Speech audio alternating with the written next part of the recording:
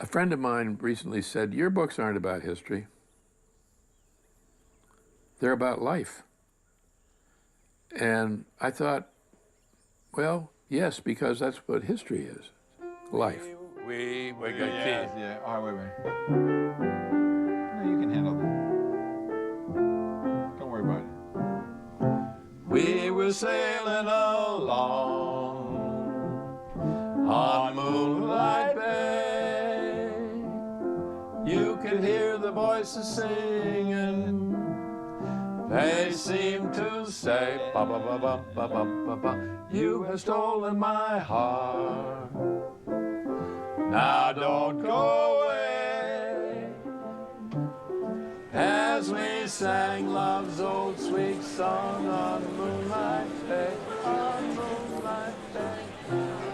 Our speaker this morning is a writer and historian of unparalleled excellence, the winner of not one, but 2 Pulitzer Prizes.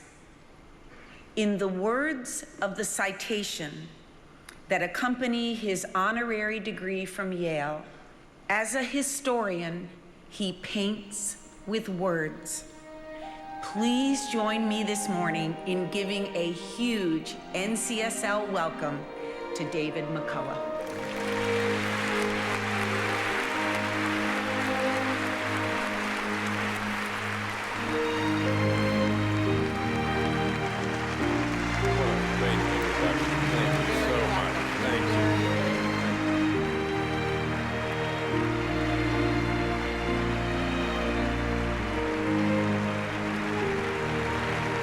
Thank you very much, please, thank you.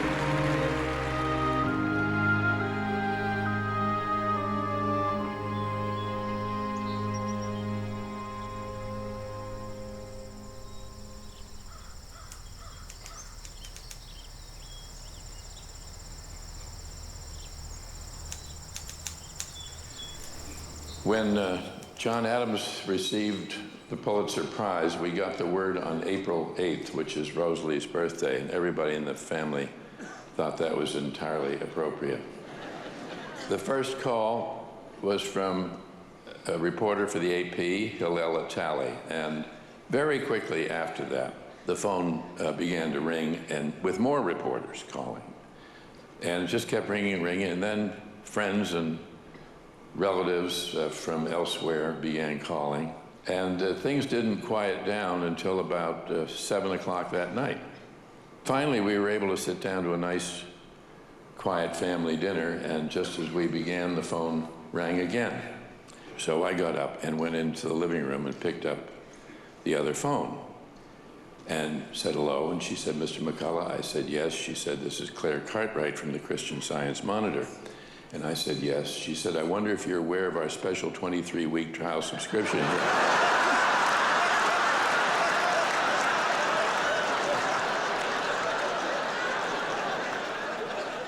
It's hard to talk about some of these things without sounding pretentious, but I think of writing history as an art form. And I'm striving to write a book that might qualify as literature. That's the aspiration. And I don't want it just to be readable. I don't want it just to be interesting. I want it to be something that moves the reader, moves me. I don't have a favorite book, but I would say that the happiest passage in my writing life were those years working on the biography of John Adams, because it was such an infinitely interesting life, and because there was such a wealth of material to explore. And to work in the 18th century was a thrill for me. I'd never set foot in the 18th century. You've got to marinate your head in that time, in that culture, You've got to become them, in effect. I've always felt that in working on my books, history or biography, that I ought to try and go where my subjects went, try and do what they did. It's, for me, it's essential to get a feeling of what their lives were like and what they got themselves involved with.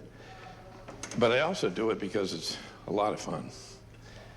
And when I found out that Adams had climbed the tower of Christ Church, I just knew I had to do that too. For some reason or other, I got very interested in the idea that Jefferson and Adams had died in the same day. It was phenomenal. And that it wasn't just any old day, it was July 4th, 1826, the 50th anniversary. These two principal figures, as they said that then, the pen and the voice of the Declaration of Independence, friends, political rivals, correspondents, died on the same day, July 4th. Now, when we get up into this part of the ladder, we're on steps that were here when John Adams made the climb. And I think that's great. I love it. My concern, my worry was a writing problem. How could I keep Jefferson, with all of his fame and his aura, his glamour, how could I keep that from upstaging short, cranky, fat John Adams, who's not known by many people at all? A number of people, I guess understandably, have the impression that working in history and biography can be an isolated, sequestered sort of life inside libraries and the rest. And to a degree, that's true. But then every once in a while, you get to open up a hatch like that and come out into the light over 100 feet up above Philadelphia, having done exactly the same thing that your subject, John Adams, did, to take in this spectacular panorama. As soon as I got into the Adams material, the primary source material, not books about him, but started reading the letters he had written, the diaries he had kept, the letters that Abigail wrote to him, all of that, I thought, this is the story. This is the man that I want to write about.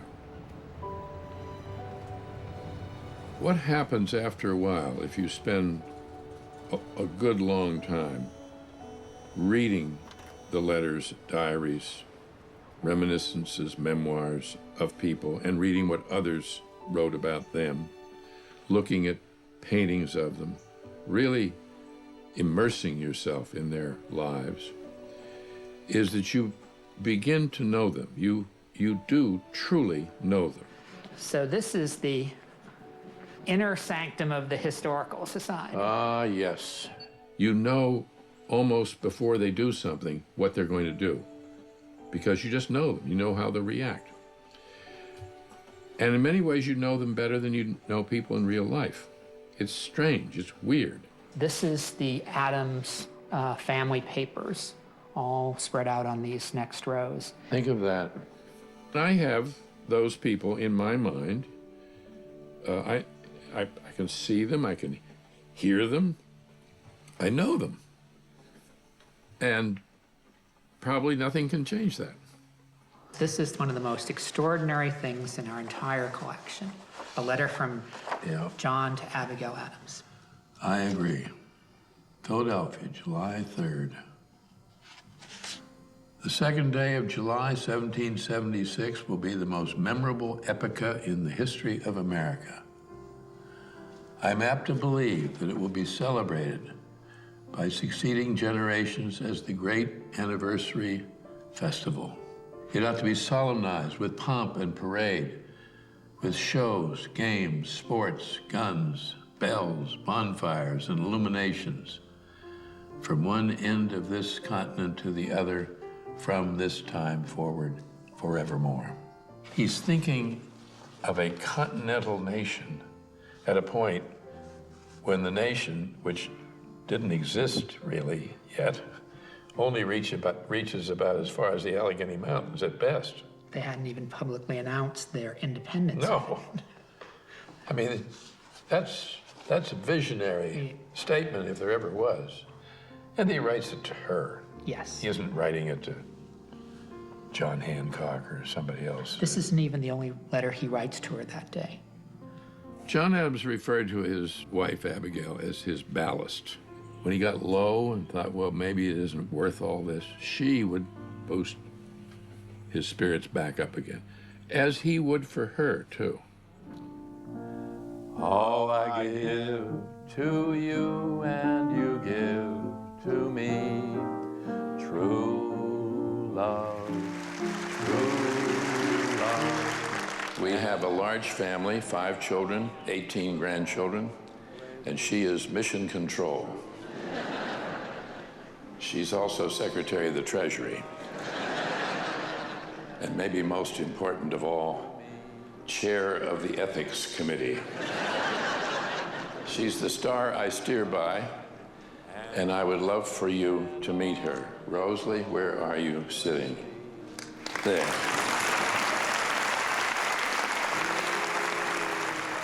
I met her when I was 17, and I was head over heels right from the beginning. I'd never met anyone like her. She was different from any other. I proposed to her when I was 18 years old on Martha's Vineyard. And she said she'd think about it. I just knew this was it. Love forever true. That's a lovely waltz, and it reminds me of a night when Rosalie and I were the guests of honor at a ball at the Piedmont Driving Club in Atlanta, Georgia. It was the Magnolia Ball, and they had the Atlanta Symphony playing the music, and we entered the ballroom as the guests of honor, and were told that it was waltz night. And I don't do the waltz so very well. And I said to Rosalie, what? Because he loves to dance, but I said, what in the hell are we going to do? And she just said, just follow me. And she was going, 1, 2, 3, 4, 1, 2, 3, 4 in my ear. And what? 1, 2, 3? Oh, sorry. She was going, 1, 2, 3, 1, 2, and pressing my back with her hand and leading me. And we danced all around the floor together, alone, solo. And then everybody else started waltzing, and we kept on waltzing. And later on, there was an intermission, and Rosalie was down stairs, heading for the ladies' room or wherever. And several of these Southern ladies came up and said, oh, we're all just so jealous of you to have a husband who can waltz like he does. oh, brother. And it's sort of a metaphor for the whole story here, because I'm getting the credit, and she's there going, 1, 2, 3, 1, 2, 3, left, right.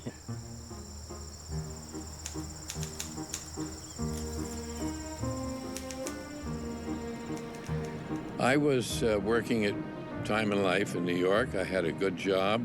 I was still quite young. We had children. I had no real reason to leave, except that John Kennedy, when he was elected, and told all of us famously to ask not what our country could do for us, but what we could do for our country. I took it very much to heart.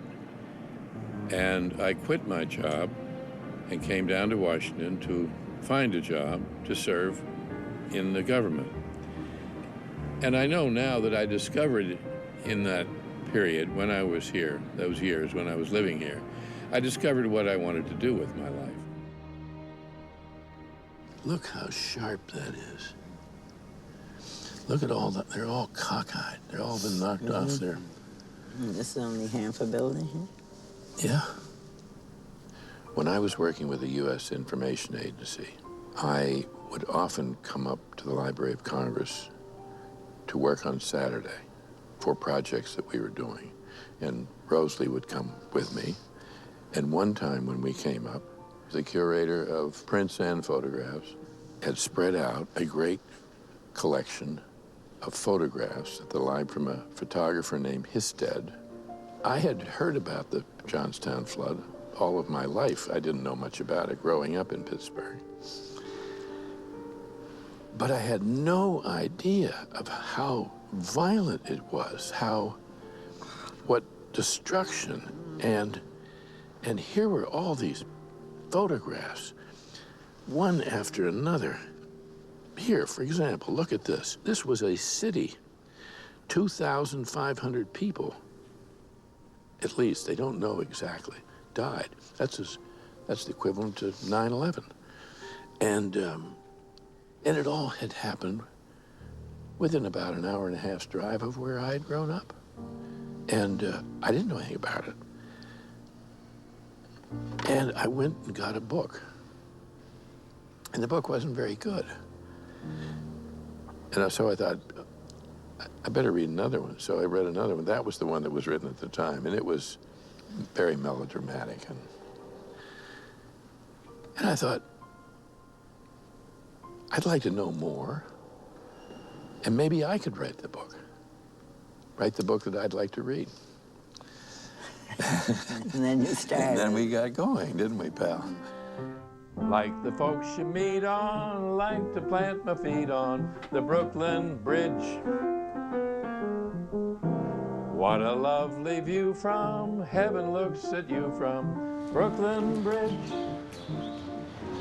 This was a great street, very quiet, very pretty, lots of beautiful trees.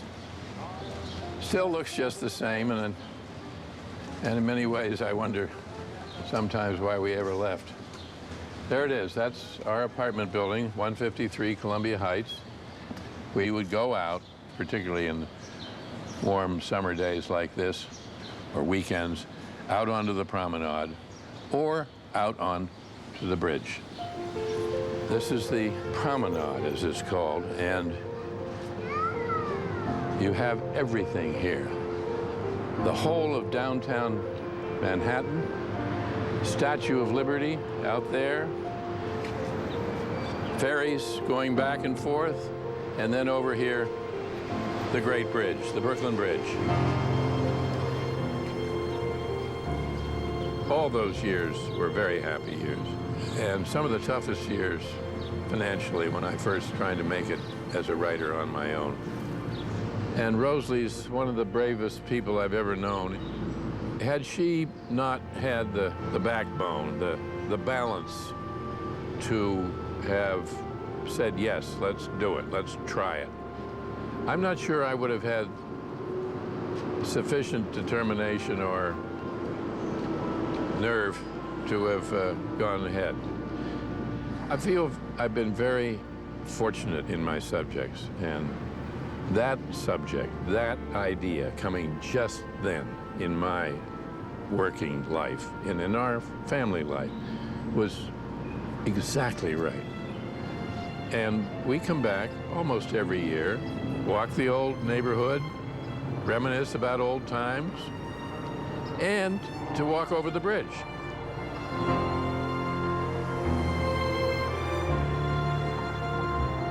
There was no bridge in the world like this. Nothing of this kind had ever been attempted on this scale.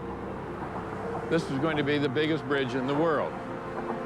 And it would become the landmark for New York, for the entrance into New York Harbor. Thousands, eventually millions of immigrant Americans coming up the harbor by ship would see this first. This was their glimpse of the wondrous new world of America. I was not a civil engineer. I knew nothing about strength of materials or mathematics. What I did know is that I found that structure thrilling, this magnificent suspension bridge that will take the river in one great leap, as they said in those days. And I found the story of those people who undertook that project extremely interesting. The bridge isn't just a great, unprecedented marvel of civil engineering, of the building art. It is that, absolutely. It was the wonder of its age. It was the moonshot of the 19th century. But it's more than that. It's a work of art, and was meant to be a work of art. It was described in the initial proposal as a work of art. And you can see why. It's a great work of architecture, sculpture, and it has inspired great works of art, because people respond to it as a great aesthetic experience, which it should be. I was raised on the idea of counting your blessings. And when I do my blessing countings, I always include the Brooklyn Bridge. A good old Brooklyn Bridge. Yeah. Not bad, not bad. The night of the 48 election, I stayed up to listen to the radio. And of course, it went on and on and on, unresolved. And finally, I was just too tired. I went to bed, went to sleep. Next morning, I woke up. My father was in shaving, and I went in and said, Dad, who won? And he said, I'll never forget it. He said, Truman, because he was not for Truman. Well, years passed, and it was, 30 years later, and I had gone back to see my father. Same house. And we were talking, and Dad was going on about how the country was going to hell and the world was going to hell. And I'd heard this all my life. And he said, oh, it's never been worse. It's really terrible now. He said, too bad old Harry isn't still in the White House. I reminded him that that had not always been the theme around the house. One night in the fall of 1956, I came out of the subway, and I was walking down here on my way back home to our apartment just down the way, and there was a little crowd gathered up here, right about where that orange marker is, and I didn't know what was going on, and I came up and I said, what's happening? And they said, oh, Governor Harriman is coming. Well, I was new to New York, and I was starry-eyed with excitement of being in New York, and I'd never seen a governor before. So I thought, well, I'll wait. So I stood right here. Then right behind him came Harry Truman, and former President Harry Truman, and he stood right there. And I was this close to him. And what I remember is that he was in color. Now, of course, we only had black and white newspapers, black and white magazines. He didn't look like little Harry Truman to me. I was so thrilled. He looked 7 feet tall. And then he went right in here. There was a political dinner inside the hotel. And I turned and started walking back home, back to our apartment. Excited beyond belief to get back to tell my wife, you'll never guess who I just saw. And I have thought often since, wouldn't it be wonderful if I could have one of those moments where you can go back and change things a little, that if I could stand beside him there on that same curbside and just reach out and touch his arm and say, Mr. President, someday I'm going to write the story of your life.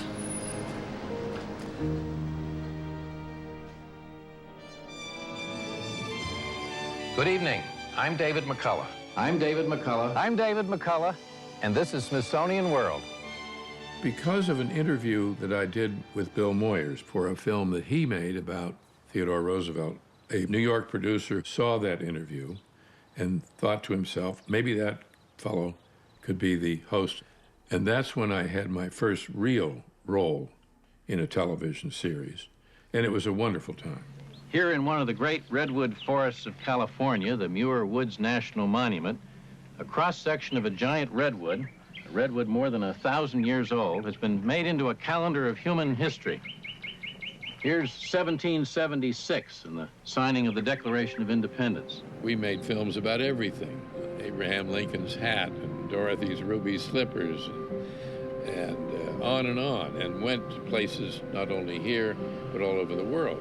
This is the place right here, just a few hundred yards from the Nile in modern Cairo. Here in the rolling hills of Virginia, this and the other islands of the Galapagos archipelago, and much of it happened right here, at Darwin's tranquil home outside London called Down House. And doors would open for us.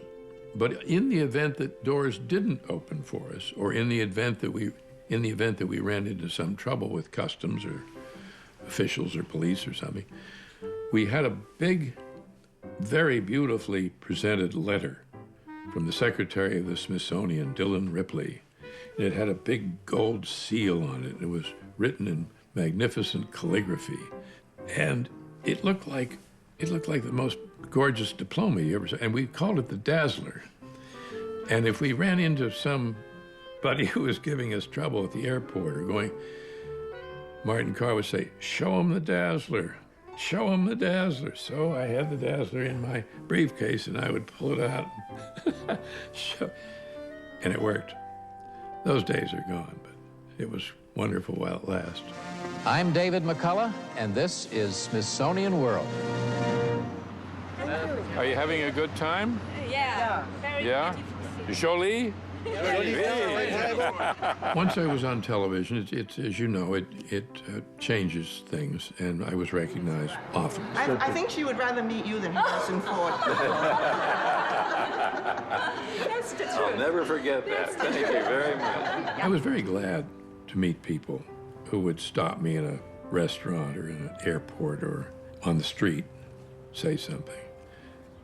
But I was always very interested in, do you know me because of television or do you know me because of my books? How is it that you know who I am? No, they're all friends. Do you remember me? In Tennessee. Tennessee. Oh, my goodness, yes, Little Tennessee indeed. State. Can I get my Yeah, picture with you now? absolutely. Come on, guys. It's a chance.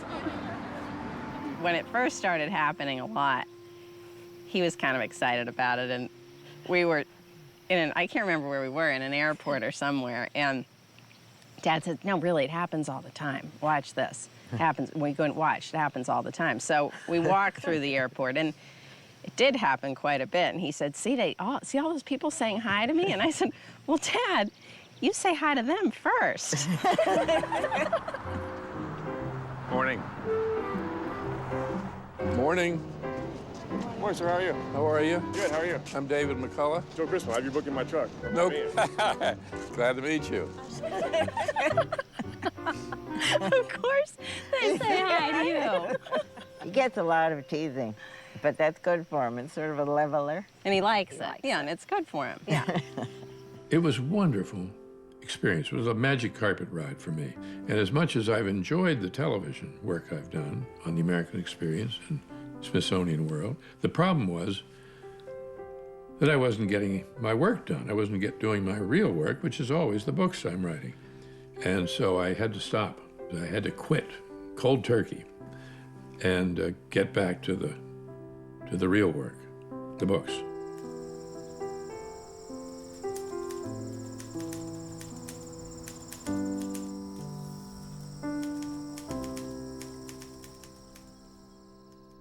I just wanted to tell you one quick story. I'd been working in this office for a couple of years, and my old boss from American Heritage, the editor, Oliver Jensen, was on the island, and he came by to see us. And Rosalie and I brought him out here and showed him where I was working. And then on the way back, Rosalie was walking with Oliver, who was a great big fellow, and he leaned way down. He said, "Now tell me, Rosalie, where does he really work?" He couldn't believe that this was where I worked. I don't know what he expected, wall-to-wall carpeting or something. I just don't know what he imagined. I wanted it to be out here about whatever this is, 75 yards or so from the house. And the one rule I had is that they had to give me fair warning if they came out to see me, and that adults really were not welcome unless there was some very important reason. And my rule was that anybody not as tall as these posts could come anytime he or she wanted to. In other words, little guys were free to come, and then I had to raise it up a little higher as they got older. It's about that height. But it's been a wonderful place to work. Some people who simply have no judgment or tact will refer to it as a shed. It isn't a shed, it's my office, it's world headquarters. And I have everything I need in here, seems to me. No telephone on purpose, no computer, no really electronic devices of any kind. I work on this typewriter, which I love, which I bought secondhand in 1965 in White Plains, New York. And I've written everything that I have written on this typewriter. And as time went around, they came my way. As time went around, they came. But it's a long, long time, from May to December, and the days grow short when you reach September, and the autumn weather turns the leaves to flame, and you haven't got time for the waiting game. When I first met David, I was falling in love with a painter. And there was no question that it just was magic to me. For this young guy that loved books, loved sports, he seemed so well-rounded, but then he could just put a watercolor on paper, and it just was miraculous to me. It's a lovely pose. Well, I do cartoons for the newspaper. That was easy. But I also did watercolors and oils. And I took classes. I took a lot at college, at Yale. It helped my grade average considerably, because, as I say, it was easy for me. But I loved it. I took portrait painting, figure drawing, and the history of art and architecture, which I thought very seriously I might pursue that. The great thing about the arts is that you can only learn to do it by doing it. And if a child gets that idea early, that that's how you learn things, by doing it, that may be the most important thing you can give them. You can't learn to play the piano by reading a book about how to play the piano. You can't learn to paint without painting. You have to do it. And in doing it, you suddenly begin to see, by God, I can do this. And then after a while, I can not only do this, I'm getting better. I think the artist in him, it comes through in his writing. He's always making you see, and I love that part of it. And I love the fact that he spent his life trying to tell the story of people that are no longer with us. And I think he knows those people so well that they become part of the household, or relatives, or family, and it's always interesting.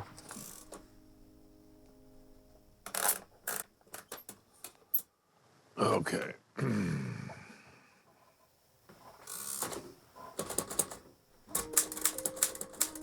I don't think of myself as an historian in the conventional understanding of the word. I'm a writer who has chosen other days from our own, other times, as my field. That's what I want to write about. History is not about dates and quotes and obscure provisos. History is about life, about change, about consequences, cause and effect. It's about the mystery of human nature, the mystery of time. And it isn't just about politics and the military and social issues, which is almost always the way it's taught. It's about music and poetry and drama and science and medicine and money and love. I love to tell a story.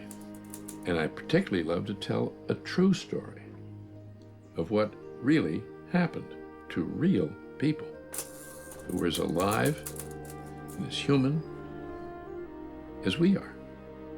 Some ways, maybe more so. I'm often asked if I could be a fly on the wall for some moment or event or scene that I've written about, what would it be? That's a hard question to answer. There's so many. But one of them surely would be the day that Ralph Waldo Emerson, young Emerson, recently out of Harvard, went out to Quincy, Massachusetts to visit the old president, John Adams. Then, in the last year of his life, the year was 1825. And Emerson afterward wrote down much of what was said. And at one point, Adams said, "I would to God there were more ambition in the country." And then he paused and he said, "By that I mean ambition of the laudable kind, to excel." Wouldn't it be wonderful if we could reinstate through what we do as parents, grandparents, as teachers, as legislators, that old noble ambition to excel? Thank you.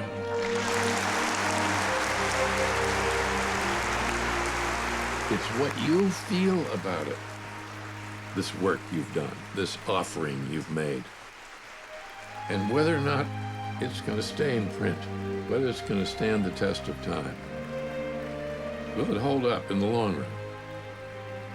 The fact that my books are still in print, I suppose I'm prouder of that than anything else. I've had a wonderful life. I've had a wonderful time doing what I do. That's the reward. The work is the reward. The kick of getting back to that typewriter and digging in for another project. That's what I love. I can't possibly live long enough to do all the books I want to write. I have a list of possible books. I think there's 27 ideas on the list. So I guess I'll just have to keep on working. Happily. Let's do this one. All my friends keep knocking at the door. They ask me out 100 times or more, and all I say is leave me in my gloom. So here I stay within my lonely room, 'cause I don't wanna walk without you, baby. Walk without my arms about you, baby.